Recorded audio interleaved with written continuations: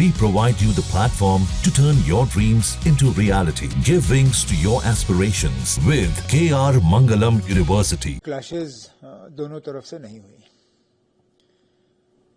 शुरुआत पहलगाम में हुआ, जहां हमारे 26 बेगुनाह लोग जिस तरह उनको मारा गया वो हम अभी भूले नहीं। उसी वक्त मरकजी हुकूमत ने कहा था कि इसका हम जवाब दे देंगे और अपने तरीके से दे देंगे। जवाब देने का तरीका यही था कि पाकिस्तान में कोई सिविलियन या कोई मिलिट्री जगह नहीं, सिर्फ वो जगह जो सब लोग जानते हैं, वहाँ यही इदारे काम करते हैं जिन्होंने पिछले 30-35 साल जम्मू कश्मीर में तबाही और बर्बादी फैलाई है, उन्हें निशाना बनाया गया। उसके अलावा कुछ नहीं। लेकिन उसके बाद लगातार कुछ इलाकों में जो पार के तरफ से बमबारी की गई, उसमें तो सीधा सीधा हमारे सिविलियन जो हैं वो टारगेट हुए। शुरुआत वहां से हुई, शुरुआत यहां से नहीं हुई। अगर पहलगाम में लोगों को इस तरह मारा नहीं गया होता, ये दिन नहीं आता। हम बड़े आराम से रह रहे थे। यहाँ जम्मू कश्मीर के अंदरूनी हालात भी ठीक थे, टूरिज्म का दबदबाव चल रहा था, एलओसी पे सीज फायर जो है वो कायम था, एलओसी के सीज फायर को कोई नुकसान नहीं। लेकिन ये हमारे बने हुए हालात नहीं हैं। हमने पहलगाम में जो हुआ उसका हमें एक जवाब देना था। लेकिन अब पाकिस्तान तक है कि वो इसको कितना उछालना चाहते हैं। हम में से कोई जंग नहीं चाहता। हम लोग जो खासकर जम्मू कश्मीर में रहते हैं, क्योंकि अक्सर बेशतर हमने देखा है, चाहे वो इससे पहले जो वार हुए हो या करगिल हुआ हो, वो कहीं ना कहीं जम्मू कश्मीर को ही हिट कर जाता है। हम तो चाहेंगे कि हालात जो है वो दोबारा ठीक बने, लेकिन उसके लिए पहले हमारे जो पड़ोसी मुल्क हैं उनको अपनी बंदूकें शांत करनी होंगी। यहाँ से फिर बंदूक चलेगी नहीं। क्योंकि यहाँ से सुनने में आता है यहाँ एक प्लेन भी कानपुर में भी क्रैश हुआ था इस साइड का। मैं अब ये जानकारी जो है आपको एयरफोर्स से लेनी होगी। मुझे नहीं लगता है कि हम में से किसी को इस पे कोई तबसरा करना चाहिए।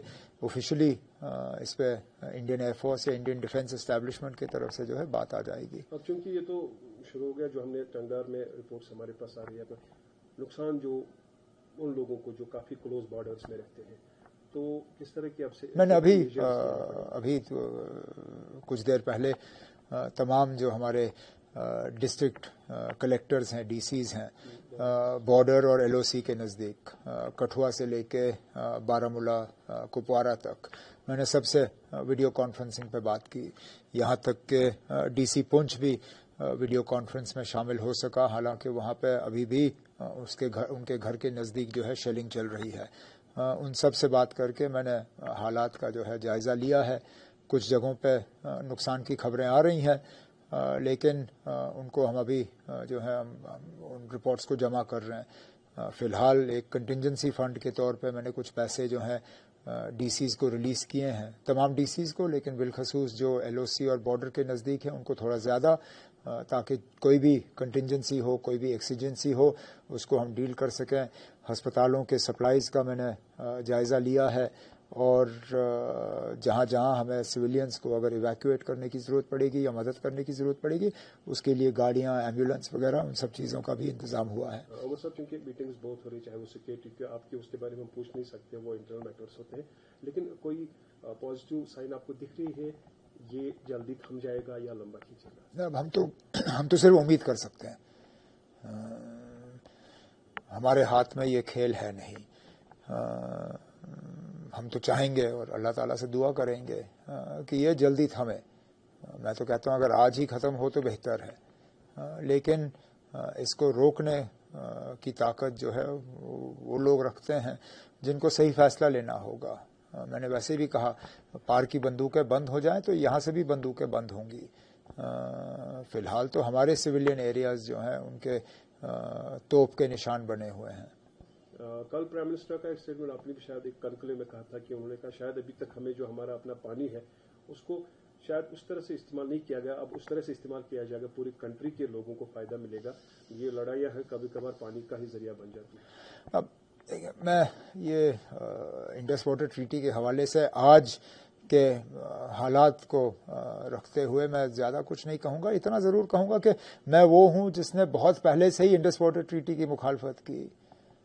میں نے شاید ہی کوئی موقع گوایا ہے جس میں نے یہ نہ کہا ہو کہ سب سے زیادہ انڈس واٹر ٹریٹی کا نقصان جموں کشمیر کو ہوا ہے. لیکن یہ شاید موضوع وقت نہیں ہے کہ ہم اس پہ زیادہ تبصرہ کریں. فی الحال گورنمنٹ آف انڈیا نے اس کو سسپینڈ کیا ہوا تو وہ سسپینڈ ہے.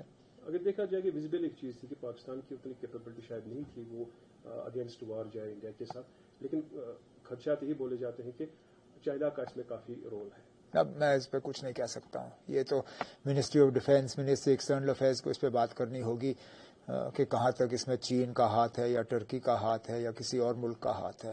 میں جموں کشمیر کا وزیر اعلیٰ ہوں. میری ذمہ داری ہے کہ جموں کشمیر کے اندرونی حالات جو ہیں ٹھیک رہیں, یہاں کی جو سویلین پاپولیشن جو ہے ان کو کم سے کم تکلیف کا سامنا کرنا پڑے, ہمارے ہسپتال جو ہیں وہ ٹھیک سے کام کریں. آج احتیاط کے طور پہ ہم نے بارڈر اور ایل او سی کے نزدیک جو ڈسٹرکٹس ہیں وہاں اسکول اور ایجوکیشنل انسٹیٹیوشنز بند کیے ہیں, لیکن باقی جگہ ہم نہیں چاہتے ہیں کہ خامخواہ ڈر پھیلے. اس لیے ہم نے جان بوجھ کے جموں شہر, سری نگر شہر وغیرہ میں اسکول بند نہیں کیے ہیں. اب دیکھیں گے حالات کس طرح بنتے ہیں, اس کے بعد فیصلہ کر لیں گے. ہوائی اڈہ بند ہے وہ ہم جانتے ہیں, لیکن ہمارا ہائی وے کھلا ہے, اس لیے ڈر کی کوئی ضرورت نہیں ہے. لوگوں کو اچانک یہاں سے بھاگنے کی کوئی ضرورت نہیں ہے. یہ بھی خبریں آ رہی تھی کہ کچھ ٹورسٹ یہ کہہ رہے ہیں کہ ہوائی اڈہ بند ہو گیا, ہم کیسے بھاگ سکتے ہیں. میری تو ان سے یہی گزارش ہوگی کہ بھاگنے کی ضرورت نہیں ہے. فی الحال تھوڑا سا صبر کریے. میں دفتر میں بیٹھا ہوں, ہمارے سری نگر شہر, جموں شہر کی اسکولیں جو ہیں وہ کھلے ہیں, بازار کھلے ہیں. یہاں لوگ اپنے گھروں میں سہمے ہوئے بیٹھے نہیں ہیں. فی الحال ڈرنے کی ضرورت نہیں ہے. اگر خدا نخواستہ حالات جو ہیں وہ اس طرح کی کروٹ لیں کہ ہمیں اس کے بارے میں کچھ اور سوچنا ہوگا تو میں پہلا وہ شخص ہوں جو ان کو کہے گا کہ شاید یہ موضوع وقت نہیں ہے ان کا یہاں رہنے کا, لیکن وہ نوبت نہیں آئی ہے.